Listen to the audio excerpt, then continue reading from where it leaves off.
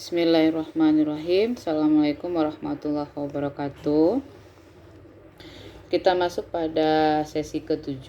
Di sini membahas tentang nilai tukar ya, atau temanya adalah sistem dan kebijakan nilai tukar. Nah, nilai tukar itu dimaknai dengan kurs.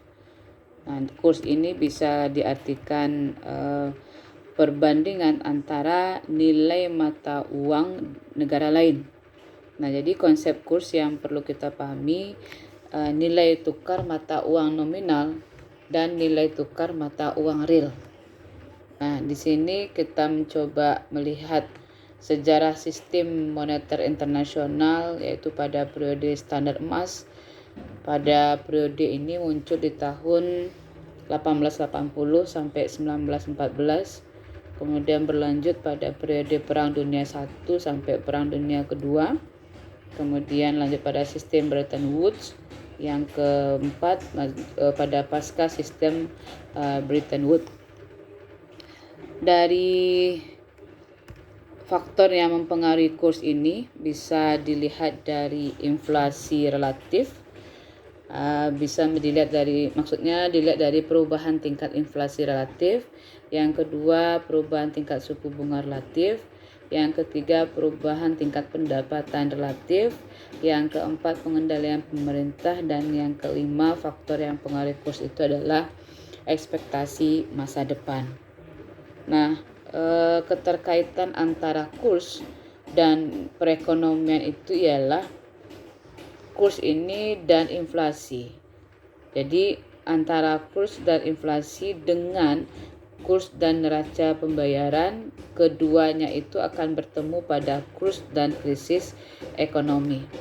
Adapun pada konsep kebijakan dan sistem nilai tukar, ini dimaknai efektif atau tidak sebuah kebijakan moneter dalam perekonomian. Ya, efektif atau tidaknya dalam sebuah kebijakan ekonomi itu sangat dipengaruhi oleh sistem nilai tukar yang diterapkan. Adapun mekanisme dari kebijakan moneter ini bertujuan untuk menstabilkan nilai tukar. Artinya penstabilan nilai tukar ini dapat dilakukan secara langsung maupun tidak langsung.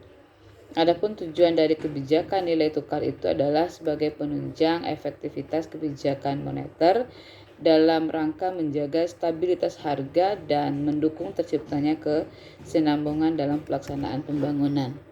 Adapun perkembangan nilai tukar ini di Indonesia, pertama kita lihat pada masa perjuangan kemerdekaan 1945 dan 1959, yaitu kebijakan kurs dan periode perjuangan kemerdekaan. Yang kedua, kebijakan kurs pada periode ekonomi terpimpin, yaitu pada tahun 1959 sampai 66. Yang ketiga, kebijakan kurs pada periode stabilisasi, rehabilitasi dan pembangunan ekonomi, itu sampai 83. Kemudian kebijakan kurs periode deregulasi ekonomi sampai 96. Dan terakhir kebijakan kurs pada saat setelah krisis ekonomi sampai sekarang. Mungkin itu singkat tentang nilai tukar. Terima kasih. Assalamualaikum warahmatullahi wabarakatuh.